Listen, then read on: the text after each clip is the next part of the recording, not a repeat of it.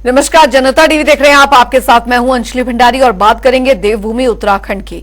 मुख्यमंत्री पुष्कर सिंह धामी ने नई दिल्ली से राज्य के वरिष्ठ अधिकारियों के साथ वर्चुअल बैठक की। बैठक में चारधाम यात्रा की व्यवस्थाओं को लेकर चर्चा की गई। इस दौरान सीएम धामी ने कहा कि चारधाम में आने वाले तीर्थयात्रियों को किसी प्रकार की कोई परेशानी नहीं होनी चाहिए, उनको अच्छी सुविधा मिले, इन सभी पर विचार किया गया है। आगे उन्होंने क्या कुछ कहा, सुनिए।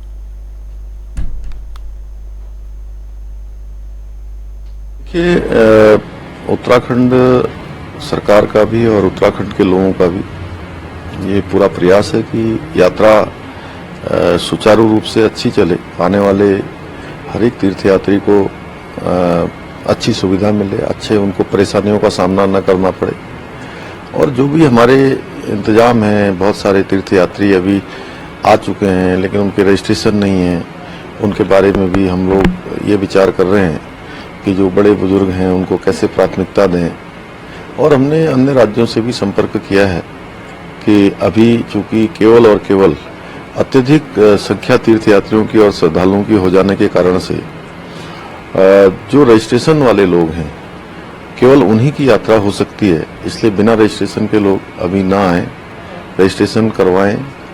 सारी जानकारियां, सब चीजें हम विज्ञापन के माध्यम से भी दे रहे हैं और अखबारों के माध्यम से, चैनल्स के माध्यम से लगातार अनुरोध कर रहे हैं। वैसे अभी यात्रा सुचारू है। और रुक करेंगे, इस बीच आ रही है एक बड़ी खबर की और बड़ी जानकारी आ रही है, वो आपको बता दें। तो बड़ी खबर, चारधाम यात्रा रजिस्ट्रेशन बंद कर दी गई है। इस वक्त की बड़ी खबर, फजीहत में तीर्थ यात्री, ये बड़ी खबर आ रही है। प्रशासन ने हाथ खड़े किए हैं, ये जानकारी। फिलहाल चारधाम यात्रा रजिस्ट्रेशन बंद कर दी गई है।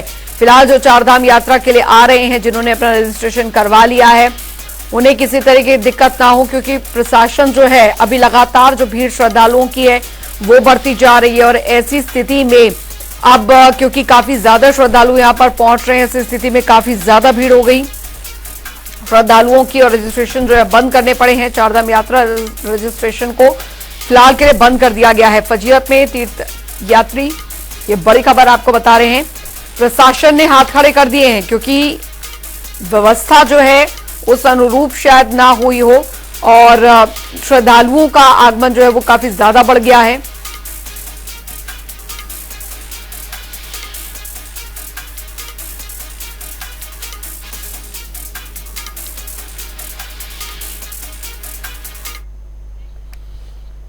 उधर आपको बता दें कि केदारनाथ धाम में हेलीकॉप्टर क्षतिग्रस्त हुआ है। हालांकि इस हादसे में किसी प्रकार के जानमाल का नुकसान नहीं हुआ है।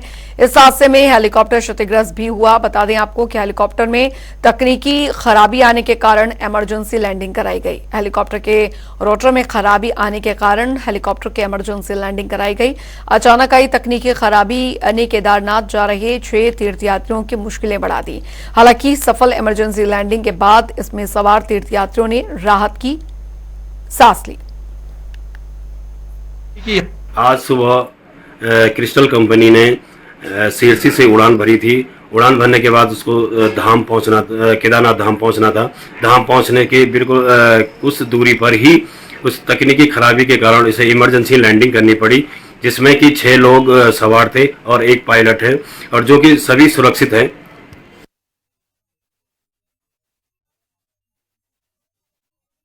चारधाम यात्रा के लिए हेलीकॉप्टर ने उड़ान भरी थी, लेकिन बताया जा रहा है कि तकनीकी खराबी की वजह से कुछ मुश्किल आई और इमरजेंसी लैंडिंग करवानी पड़ी। यशराज आनंद संवाददाता हमारे साथ जुड़ गए हैं ज्यादा जानकारी के साथ।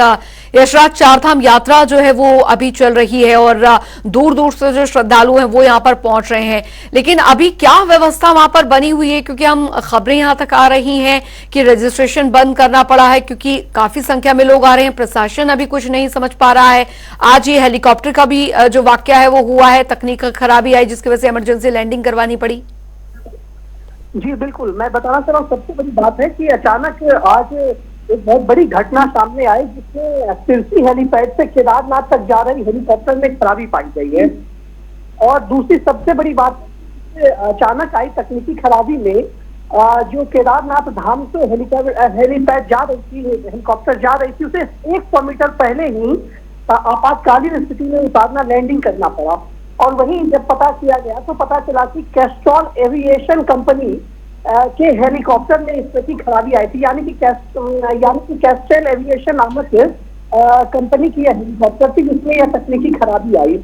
यह घटना करीब सुबह 7:05 की बताई जा रही है और इसमें पायलट सहित 6 यात्री शामिल थे। और जो इमरजेंसी लैंडिंग के बाद वहां पर लगातार सारे वहां पर चूंकि तीर्थ यात्री वहां पर थे, सारे तीर्थयात्रियों ने वीडियो बनाया और उसी वीडियो में से यह आगे बढ़ा जिसके माध्यम से यह जानकारी हमें मिल। और हताहत, सबसे बड़ी बात यह है कि पायलट से जब बात की गई तो पायलट ने स्पष्ट रूप से कहा कि इसमें हताहत किसी भी प्रकार की हताहत नहीं हुई है, सभी यात्री और पायलट सुरक्षित हैं। और ये पायलट की यह सूझबूझ के चलते यह घटना को जो बड़ी घटना में बदल सकती थी इसको एक मामूली सी घटना में को रोक दिया गया ताकि किसी की भी कोई परेशानी जान माल का नुकसान इसमें नहीं देखा गया है। जी यशराज, लेकिन ये स्थिति काफी महीनों से, क्योंकि जब से यात्रा शुरू हुई है तब भी हमने देखी कि जब यात्रा को शुरू हुए 4-5 दिन का ही समय हुआ था तब भी बताया जा रहा था कि ये जो रजिस्ट्रेशन है, ऑनलाइन रजिस्ट्रेशन है, उन्हें बंद करना पड़ा क्योंकि काफी ज्यादा संख्या में लोग आ रहे थे और शासन प्रशासन इतना व्यवस्था जो थी वो नहीं की गई थी। लेकिन इस बार के रजिस्ट्रेशन सभी के लिए बंद कर दी गई है, ऑनलाइन ऑफलाइन दोनों।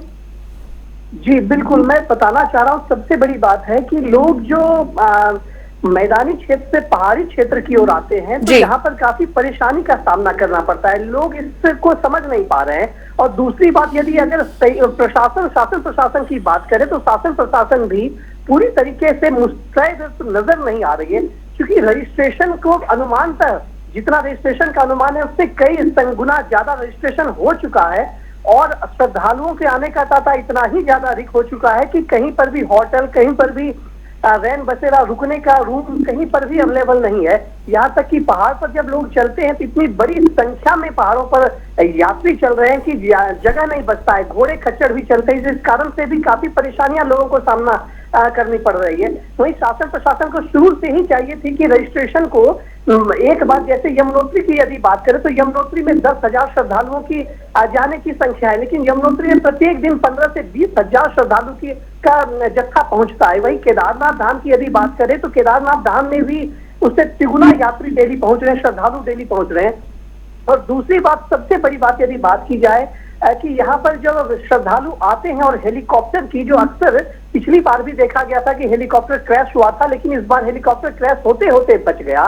तो यह जो है, यह सबसे बड़ी बात यह होती है इसमें कि जो पहाड़ी क्षेत्र की रूपरेखा ही एक अलग होती है। हेलीकॉप्टर वहां पर कई बार वैज्ञानिक भी वहां पर बता चुके हैं, कई बार वाडिया इंस्टीट्यूट के वैज्ञानिक वहां पर गए और उन्होंने बताया कि हेलीकॉप्टर की लैंडिंग वहां पर सही नहीं है, लेकिन फिर भी बार बार प्रशासन के द्वारा हेलीकॉप्टर को चलाया जा रहा है, कई हेलीकॉप्टर को चलाया जा रहा है। यानी कि बताया जाए कि एक दिन में कम से कम 40 से 50 हजार यात्रियों को लेकर के हेलीकॉप्टर आती जाती है। तो यह संख्या अपने आप में एक बहुत बड़ी संख्या है, जो यदि बात करें हर जगह की, ये चारों धाम में काफी बड़ी संख्या है। इतनी बड़ी संख्या में क्योंकि सुरक्षा की भी समुचित व्यवस्था होनी चाहिए, तमाम इंतजाम होने चाहिए। पहाड़ी क्षेत्रों में कब बर्फबारी हो जाएगी, कब मौसम बिगड़ जाएगा, कब बारिश हो जाएगी, बिल्कुल ये शासन प्रशासन को ध्यान रखना चाहिए। बहुत बहुत शुक्रिया यशराज आनंद इस तमाम जानकारी के लिए।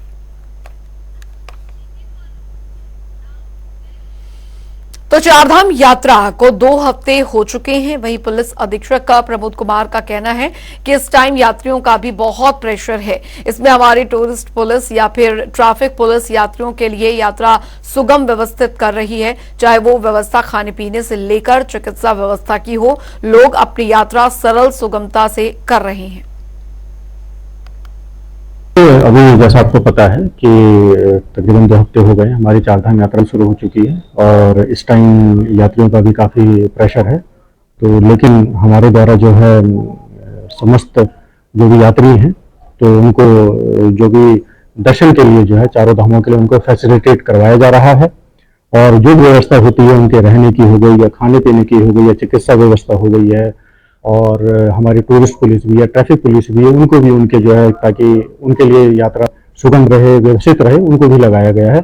तो अभी जैसा आप कल आप देख रहे होंगे कि अब वो व्यवस्था शुरू में 2-3 दिन क्योंकि भीड़ अप्रत्याशित रूप से ज़्यादा आ गई थी तो थोड़ी दिक्कतें हुई थी जरूर, लेकिन अभी जो है सारी व्यवस्था जो है बिल्कुल सही व्यवस्थित हो गई है।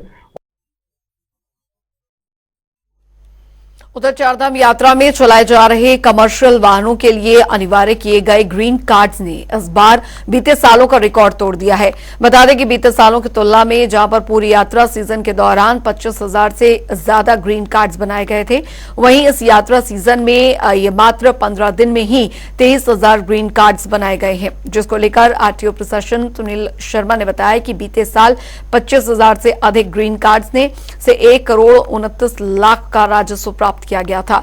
वहीं इस बार यात्रा सीजन के शुरुआती 15 दिनों में ही 23,000 से भी अधिक बताया जा रहा है कि जो ग्रीन कार्ड्स ने 1 करोड़ 22 लाख का राजस्व प्राप्त किया है, जो बीते वर्ष करीब पूरे यात्रा सीजन के करीब का आंकड़ा है।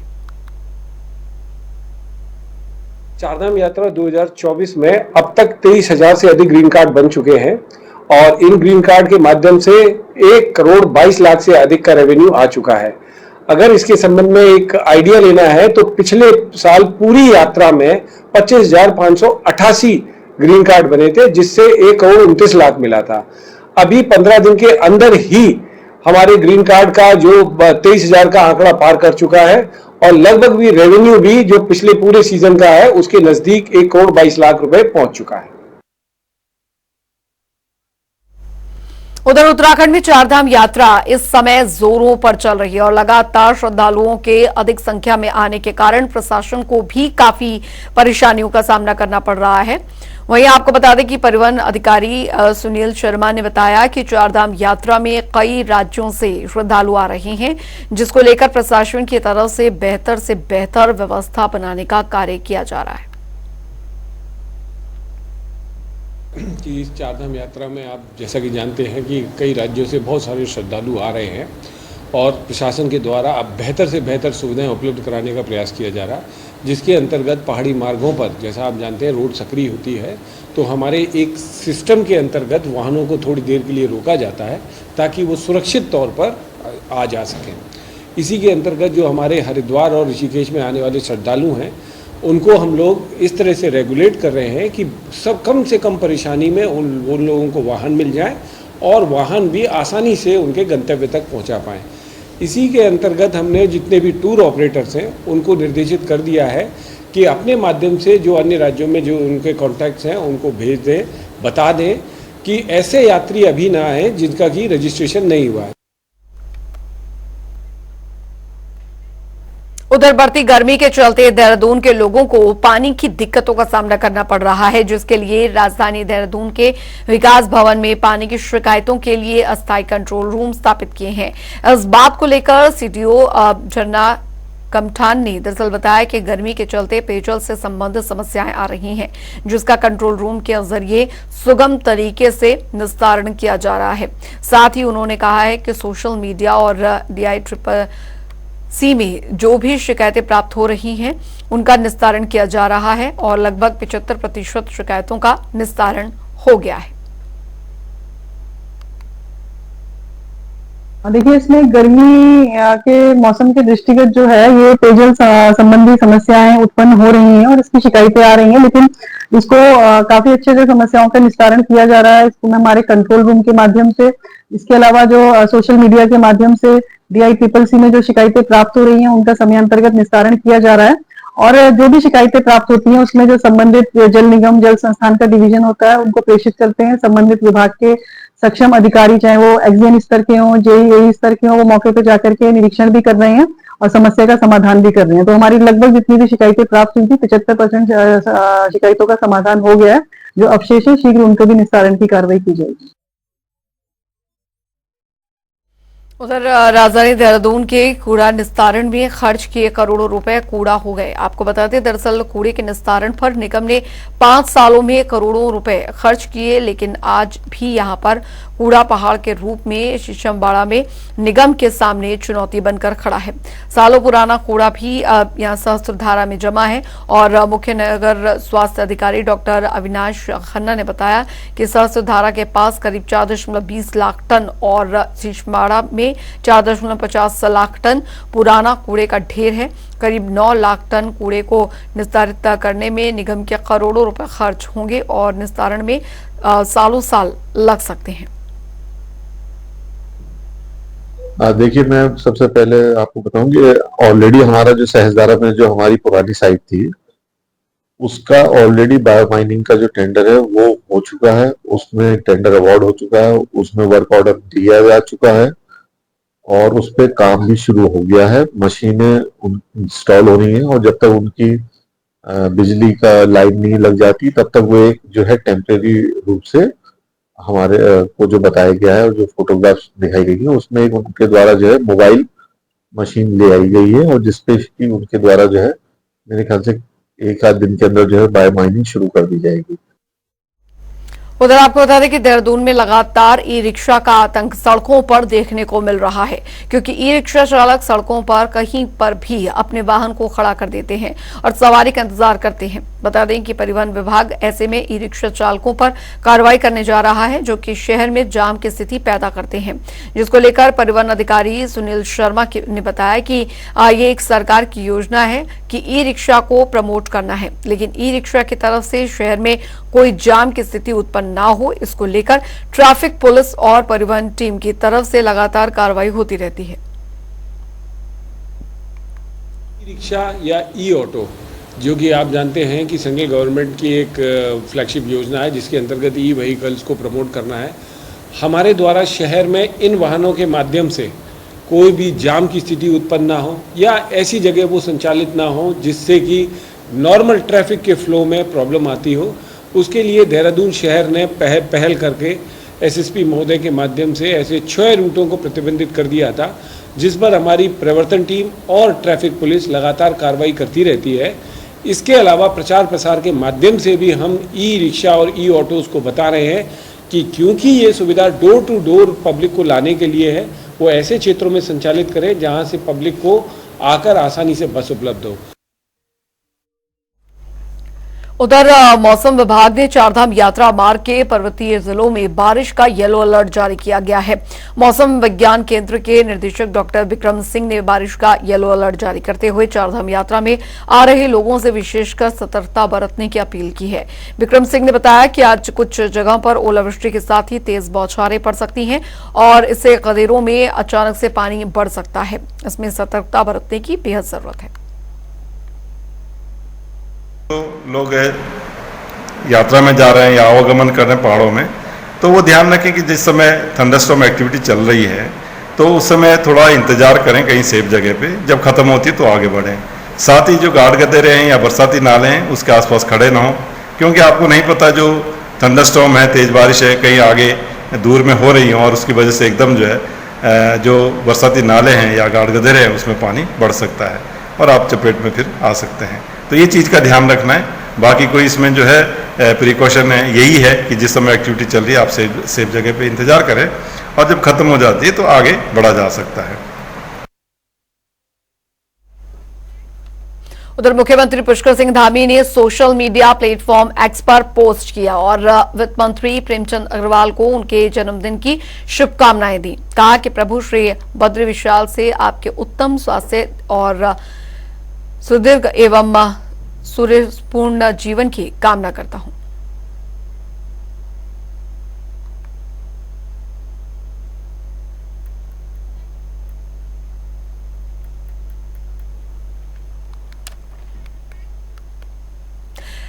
चलिए खबरों में आगे बढ़ेंगे। उधर एक कहावत तो आपने जरूर सुनी होगी, खिसियानी बिल्ली खंबा नोचे। ऐसे ही कुछ वन निगम करता हुआ दिखाई दे रहा है। वन विभाग की कार्रवाई के बाद वन निगम पूरी तरह से बौखला उठा और वन विभाग अपने ऊपर लगे आरोपों को नकारते हुए जांच की बात कर रहा है। क्या है पूरा मामला, देखिए हमारी खास रिपोर्ट। वन निगम की ओर से तराई पश्चिमी डिवीजन क्षेत्र में भ्रष्टाचार का ऐसा गंदा खेल खेला जा रहा है जो सरकार के राजस्व को तो लाखों का नुकसान पहुंचा ही रहा है, साथ ही जंगलों की खूबसूरती के साथ भी खिलवाड़ किया जा रहा है। दरअसल वन विभाग की ओर से वन निगम को यूकेलिप्टस के पेड़ काटने की परमिशन दी गई थी और इसी परमिशन की आड़ में वन विभाग के अधिकारियों ने लकड़ी माफियाओं के साथ मिलकर चोरी छुपे यूकेलिप्टस को बेचने का गंदा धंधा शुरू कर दिया। लेकिन यह गंदा धंधा ज्यादा दिन नहीं चला। डीएफओ प्रकाश चंद्र आर्य को जैसे ही इस पूरे धंधे की खबर लगी तो प्रकाश चंद्र आर्य ने अपना मुखबिर तंत्र एक्टिव किया।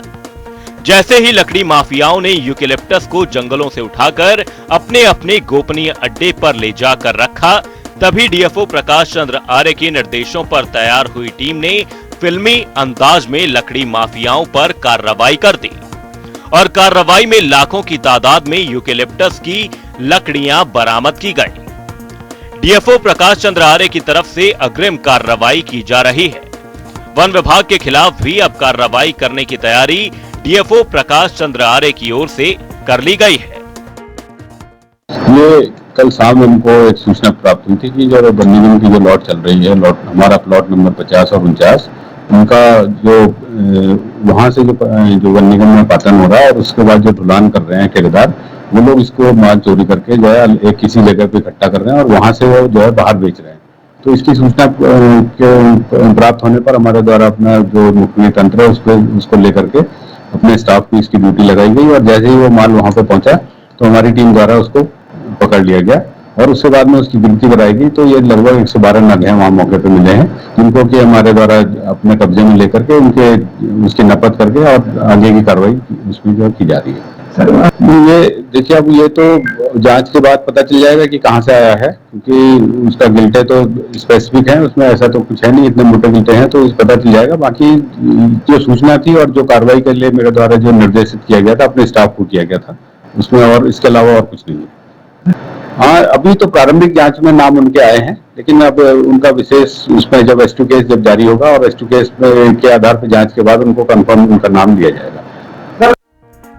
लालच में सरकार को राजस्व का नुकसान पहुंचाने वाले और वन विभाग की आंखों में मिर्ची झोंकने की नाकाम कोशिश करने वाले अब डीएफओ प्रकाश चंद्र आर्य की कार्रवाई से बुरी तरह से बौखला गए हैं और अब मीडिया के आगे अपनी सफाई पेश करते हुए नजर आ रहे हैं। क्या कुछ कहा अपनी सफाई में वन निगम के क्षेत्रीय प्रबंधक हरीश पाल ने, आप भी सुनिए। आज सुबह ही मेरे संज्ञान में आया है कि रुबेद खान करके कोई ईंट सप्लायर हैं, उनके पेरीफेरी में कुछ यूकेलिप्टस के गिल्टे बरामद किए हैं, जिसमें मैंने त्वरित ही डीएलएम जो हमारे पूर्वी रामनगर है श्री राकेश कुमार जी, उनसे जानकारी दी है। तो उनका कहना है कि समस्त स्टाफ हमारा और वन विभाग का मौके पर ही है और उसकी जांच पड़ताल कर रहा है। जहाँ तक उनकी संख्या की बात है, विभिन्न साइजों के हैं, अभी कोई साइज के नाप तो नहीं हुई है और मिश्रित साइज हैं और 111 नग हैं। तो उसमें जानकारी ली जा रही है कि वो वास्तव में वन निगम के या वन विभाग के हैं। तो ये पुष्टि अभी वन निगम के जो डीएलएम है उनसे की जा रही है। जैसे ही पूर्ण सूचनाएं उपलब्ध होंगी तो आपको अवगत कराया जाएगा। देखिए, उनका अगर ऐसा कथन है तो मुझे नहीं पता कि उन्होंने ऐसा किस परिप्रेक्ष्य में कहा है, और पीडी निकालना या वो निकालना वो प्रथम दृष्टया उनका एक अधिकार क्षेत्र है, लेकिन जब तक वेरीफाई नहीं हो जाता है और उससे हम संतुष्ट नहीं होते तो हम उनकी इस बात से सहमत नहीं है। सर, यहाँ हमारी यूकेलिप्टस की 2 लॉटें चल रही हैं, जिसके बारे में अभी आपको बता ही दिया था। तो वो जो आप लॉटें बता रहे हैं उनमें से नहीं है। किस लॉटों पे काम चल रहा है, क्या नंबर है? 85 लॉट संख्या 85 और 91। जैसे कि आपने बताया कि वो लॉट 50 या 49 हैं, लेकिन ऐसी कोई लॉट हमारी वहां नहीं चल रही है। बहरहाल माफियाओं की साठगांठ से सरकारी राजस्व को नुकसान पहुंचाने वाले वन निगम के अधिकारियों का खेल डीएफओ प्रकाश चंद्र आर्य ने फेल कर दिया है और वन विभाग के डीएफओ की कार्रवाई से वन निगम पूरी तरह से बौखला चुका है और अब जांच की मांग कर रहा है। ऐसे में देखने वाली बात होगी कि वन विभाग और कितने भ्रष्टाचार के खेलों से पर्दाफाश करता है। वन निगम की ओर से खेले जा रहे हैं। रामनगर से अजहर मलिक की रिपोर्ट। और चलिए इसी के साथ उत्तराखंड की खबरों में अभी के लिए फिलहाल इतना ही। वक्त एक छोटे से ब्रेक का।